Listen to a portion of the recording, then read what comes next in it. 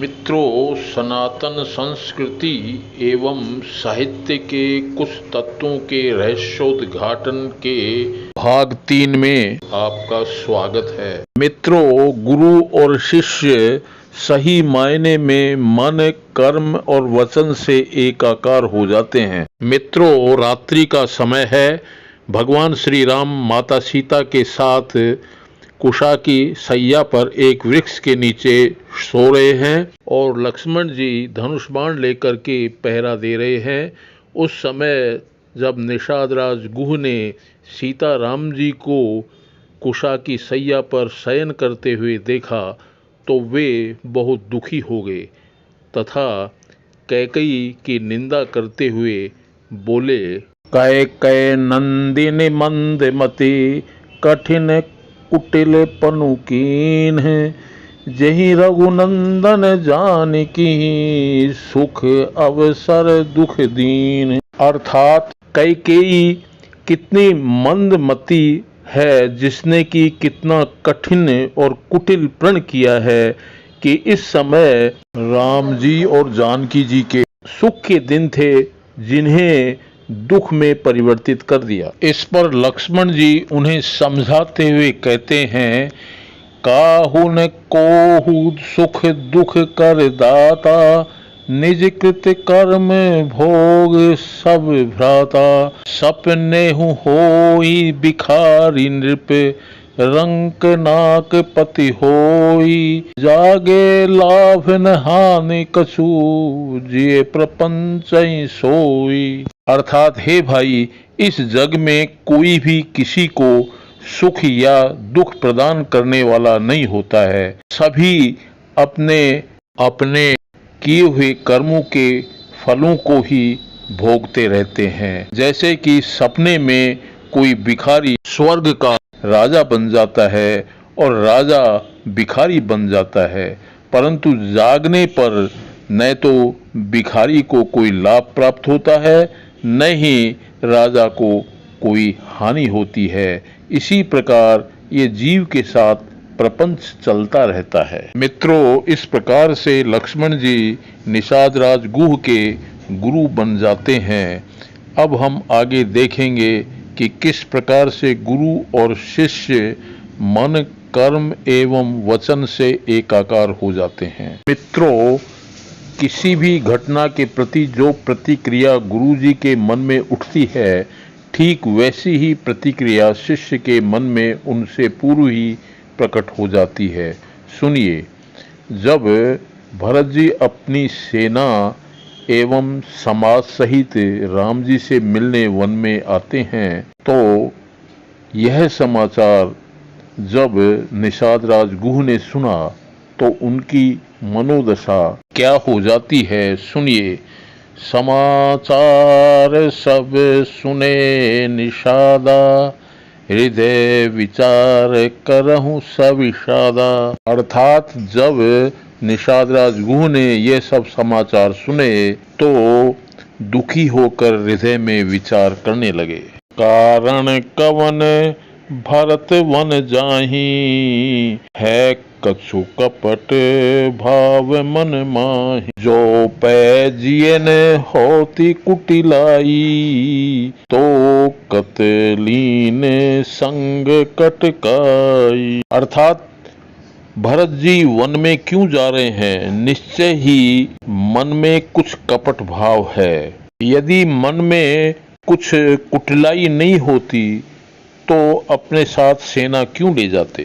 अब सुनिए, उधर लक्ष्मण जी को जब सीता जी के स्वप्न के द्वारा भरत जी के आने का संकेत मिलता है तो वो क्या कहते हैं? जो जिये हो तीन कपट कुचाली, के सुहाती रथ बाजी गजाली। अर्थात यदि भरत जी के मन में कुछ खोट नहीं होता, कुचाली नहीं होती, तो वो अपने साथ रथ, घोड़े और हाथी क्यों लेकर आते? मित्रों, जरा ध्यान दे के सुनिए।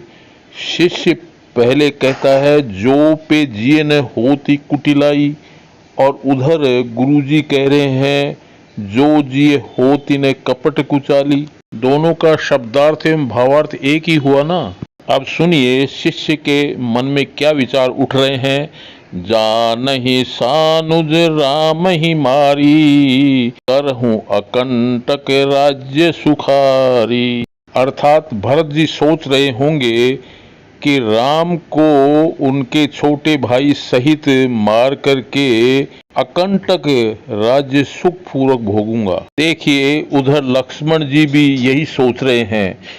करी कुमंत्र मन साज समाजू, आये करन अकंटक राजू। दोनों ही भरत जी के दुष्प्रयोजन अर्थात अकंटक राज्य प्राप्ति की बात कर रहे हैं।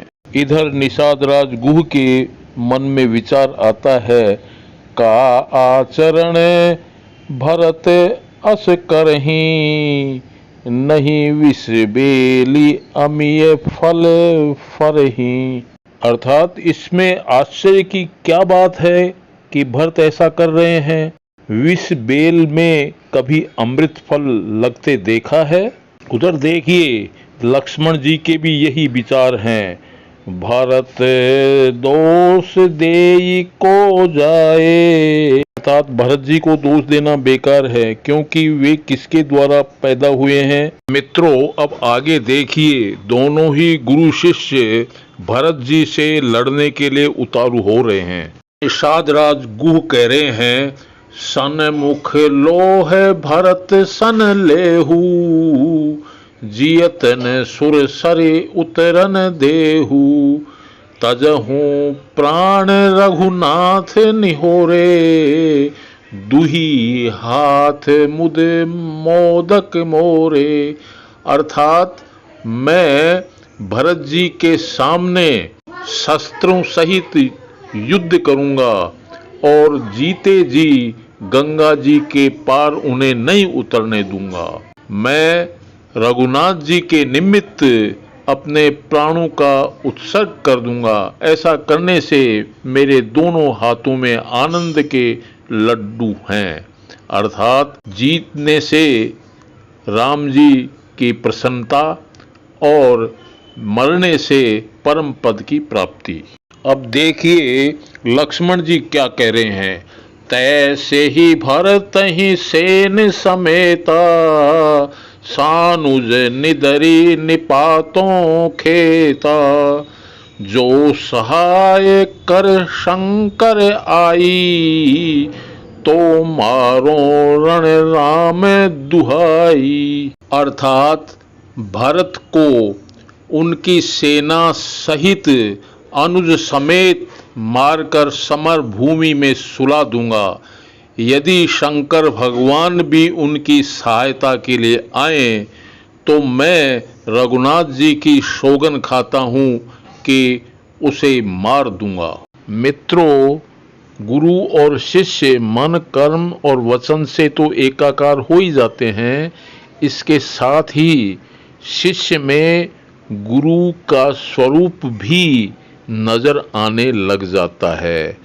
अन्य शब्दों में जहाँ भी वो शिष्य जिससे भी मिलता है उसे उसमें गुरु की ही अनुभूति होने लगती है। उदाहरणार्थ निषाद राज गुह बाद में जिन जिन लोगों से भी मिलते हैं उन्हें यही लगता है जैसे उनकी निषाद राजगुह से भेंट न होकर लक्ष्मण जी से ही भेंट हुई हो। सुनिए जब निषाद राजगुह की भरत जी से भेंट होती है तो क्या होता है। करत दंडवत देखते ही भरत लीन उरलाए, मनहु लसन सन भेंट भई, हर्षन हृदय समाए। ज्यों ही भरत जी ने निषाद राज गुह को दंडवत प्रणाम करते हुए देखा तो उन्हें अपने हृदय से लगा लिया। उन्हें ऐसे लगा मानो लक्ष्मण जी से भेंट हुई हो और प्रसन्नता हृदय में नहीं समा रही है। अब सुनिए जब निषाद राज गुह रानियों से मिलते हैं तो उन्हें क्या महसूस होता है। कही निषाद निज नाम सुबानी, सादर सकल जुहारी रानी, जानी लखन समय देही अशीसा, जियहु सुखी शत लाख बरीसा। निषाद राज गुह ने अपनी सुंदर वाणी से अपना नाम लेकर आदर सहित सभी रानियों की जुहारी की और रानियों ने उसे लक्ष्मण समान जानकर 100 लाख वर्ष जीने की आशीष दी। मित्रों, अब आगे देखिए, जब निषाद राज गुह को नगर के नर नारियों ने देखा तो उन्हें कैसा लगा। निरखी निषाद नगर नर नारी, भय सुखी जनु लखन निहारी। अर्थात निषाद राज गुह को जब नगर के नर नारियों ने देखा तो उन्हें ऐसी खुशी हुई जैसे कि उन्होंने लक्ष्मण जी को देख लिया हो। अतएव निष्कर्षतः हम कह सकते हैं कि यदि शिष्य सच्चा है तो वह गुरु से सर्वभांति एकाकार हो जाता है। गुरु शिष्य के मन, कर्म एवं वचन एक हो जाते हैं और यहाँ तक कि शिष्य से मिलने पर ऐसा महसूस होता है कि जैसे कि गुरु जी से ही भेंट हुई हो। निःशुल्क बहुमूल्य सामग्री प्रदाताओं को हृदय से आभार, गुरुजनों को दंडवत प्रणाम तथा श्रोताओं को सत साहेब बंदगी सतनाम प्रणाम। यदि वीडियो अच्छा लगा हो तो चैनल को सब्सक्राइब करने की कृपा करें, क्योंकि यह फ्री सेवा है। धन्यवाद।